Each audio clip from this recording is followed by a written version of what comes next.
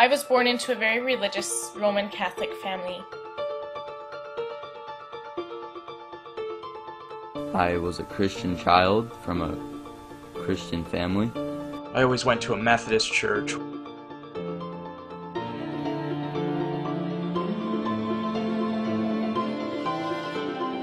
My country was mostly Christian. I was looking at the Christian church.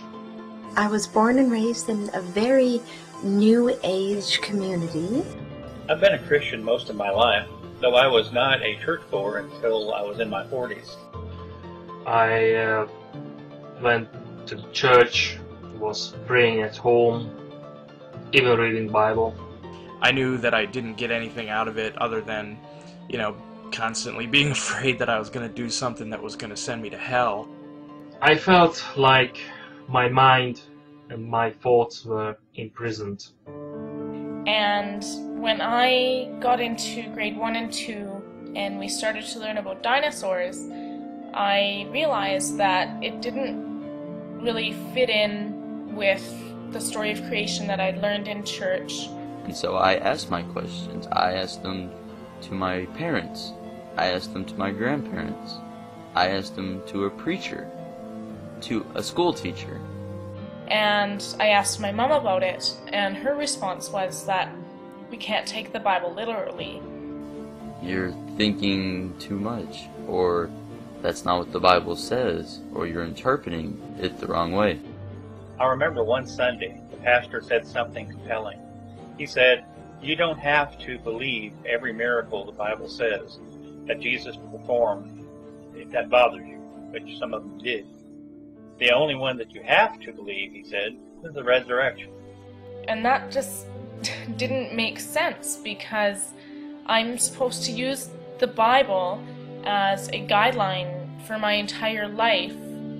I always saw people finding direction from their faith and finding comfort in the Bible, that I decided to give it a try. I took my father's Bible into my room, and every night I would read from it, chapter by chapter. And all I found were a bunch of stories, and it wasn't very comforting. I started watching documentaries like Zeitgeist and Karmatica and all that. Eventually, I learned basic science. I learned how to develop what Michael Shermer calls baloney detection kit.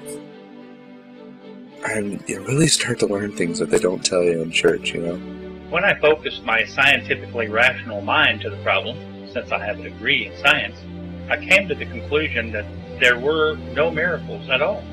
God doesn't just not answer my prayers. He doesn't answer my family's prayers, and He doesn't answer anybody else's prayers, because He doesn't exist. This evidence that I found around me was simply science. Everywhere I looked, I have seen science, and it all made sense. There was no reason, besides wishful thinking, to believe in anything supernatural. We're atheists because there's no reason to believe in God. I did admit that I was an atheist, and I couldn't believe the reaction that I got. Pretty much I've committed social suicide by admitting that I am an atheist. It is particularly annoying when you're surrounded by a bunch of people who are believers and they start talking about religion. You say that you're an atheist and they somehow feel that means that they're entitled to an explanation from you. Persecuted, prosecuted, be told exponentially that I am going to hell. I can't believe the discrimination that you need to face just simply because you don't believe in a God. It was like I had suddenly become some kind of monster. Atheists are alcoholics. Atheists are sad people. Atheists are satanic devils. Would I do it all again? Hell, yes.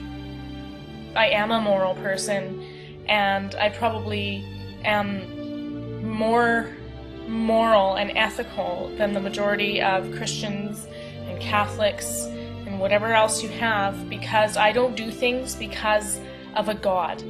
There are so many atheists out there who have shown me love. I think that there's more proof of love and hope in the actions that people have done for each other than there ever has been in a God. Everything that I've done and researched since then has only reinforced my beliefs. I've learned so much, and I finally know the truth. I am a humanist. I am a naturalist. And I am an atheist. Now call this blasphemy if you want, if you're atheist, but I call it freedom.